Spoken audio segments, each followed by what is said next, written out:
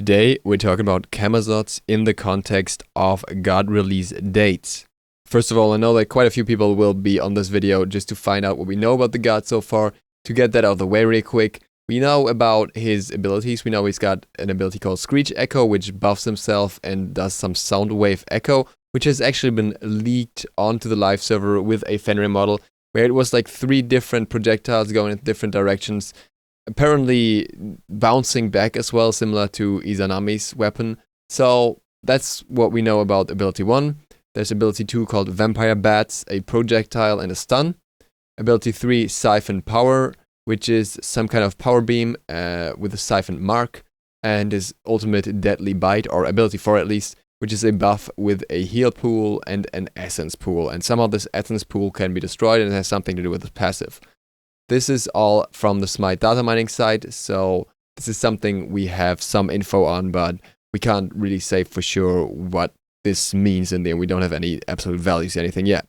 Also, we know that Camazotz will most likely be an assassin. It isn't confirmed, but assuming that we know that it would generally fit his playstyle, that his base version where he's tested on is currently Fenrir, pretty much everything indicates that if he's like any other release, he will probably be an assassin. Might be a magical assassin though.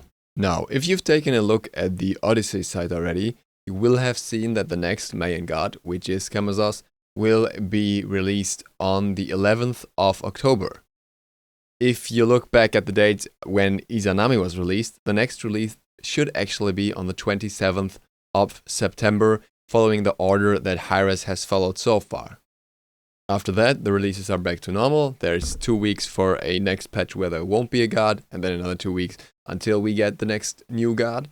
So this is just a brief period where there's a little more of a break in between with the start of the Odyssey and all the new events like the PvE event and stuff like that, which will allow Hi-Rez to put some more time into the god. And I wanted to take this opportunity to talk about how often gods should realistically be released. And for that, the best example is obviously in other MOBAs that exist out there, and there are 2 that have an established frequency at which they release gods. One of them being Dota 2.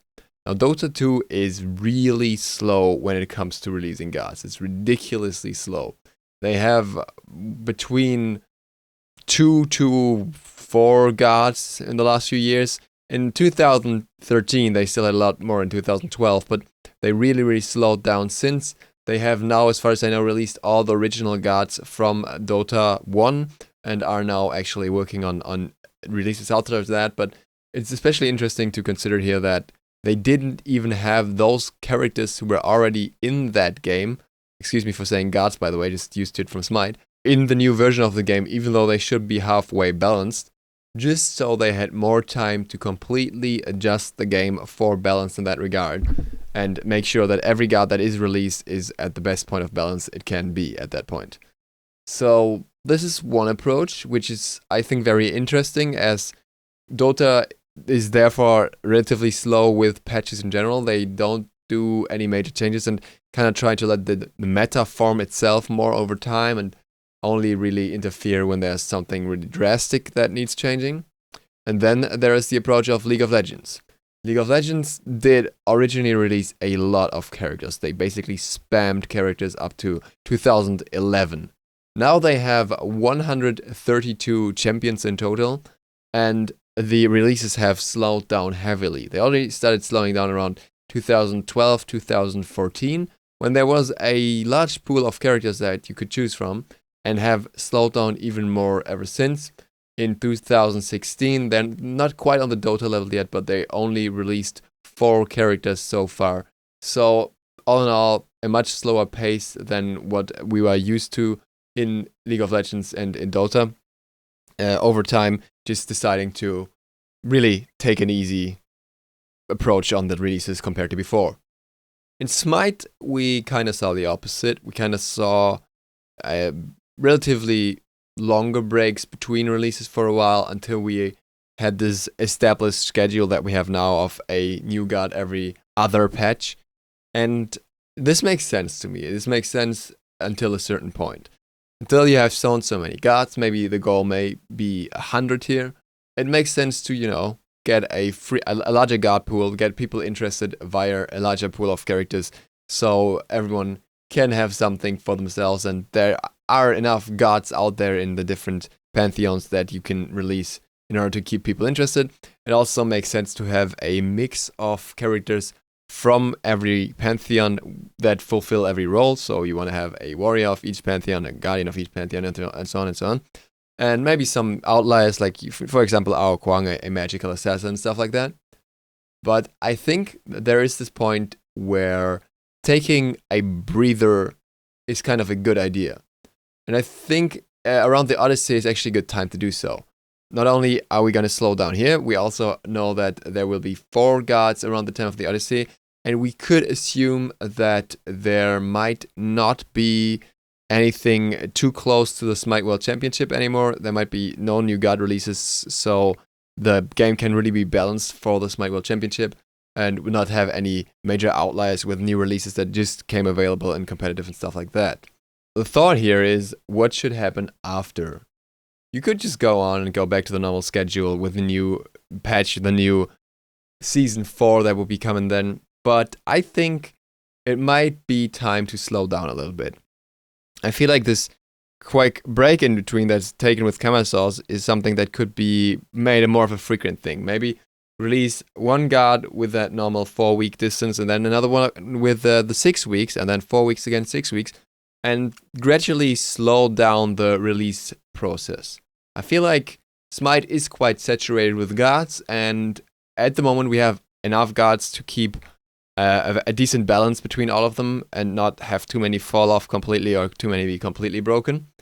And the more gods you get, the harder it's going to become, because there's going to be more interactions between different gods that have to be kept in mind, which can really break the game easily. And taking the time to really have the room to readjust that without pushing the next god in is going to be really important, especially because the balance team will work both on new gods as well as adjusting those that are already in the game.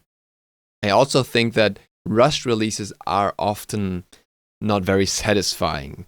We're taking a look at Erlang Shen in this regard, who did on its original release not have the best impression just because of his visuals, which really didn't fit into Smite, and that's actually not too much of a surprise. Yes, it was a bit of an experiment, but no one really thought that he would fit well with the more detailed god, I think. Also, in terms of what his kit offers, he is relatively bland compared to other characters, and we have simplistic characters now. I think it's about time that we have more room for more complex characters that have more interesting kits again. Stuff like Ullr, stuff like Janus, like individual interactions that only this god has, or very complex kits that take a long time to learn. We have the room for that, and the more time there is to create a god, the more time can be invested into developing individual unique mechanics and really polishing the character in terms of design, testing around more, and in the end, yes, you may have some gods less than you would have otherwise, but you get a better result in terms of how the character is received, and that I think is very important, because that ultimately contributes a lot to the feel of the game compared to just getting a new god every so often. Obviously, a new god every so often is going to increase sales and stuff like that, but I feel like at some point, buying gods is probably not the major income source out there with how many people buy the god pack anyways. And the god pack is worth it now, and the god pack will be bought either way. I'm pretty sure that if you were to release one really cool god or two not so cool gods, the end result for how many people buy the god pack should be around the same, or maybe even in favor of that really cool god if a lot of people want to play him. While I would like to see releases slow down gradually, I would prefer not to end up where League of Legends and Dota are. A little more new characters, a few more new characters per year would be nice. So maybe around, I don't know, 6 at least, just to throw a number out there. And with that, I'm coming to the conclusion of my ideas, my thoughts here, but I'd really like to hear yours. And YouTube has this poll function, which I've never actually used, but it should pop up right here, right in the top corner, no matter if you're using mobile or on your PC. And I would like to hear from you guys, either in the poll or in the comments, how often you think new gods should release, if the speed at the moment is fine, or if it should be slowed down eventually, and maybe when it should be slowed down, how many gods you want to see before the pace gets slowed down compared to what it is now. Just let me know. I'm really interested in your opinions there. With that, thank you guys for watching. New video coming tomorrow. Duke Sloth, out.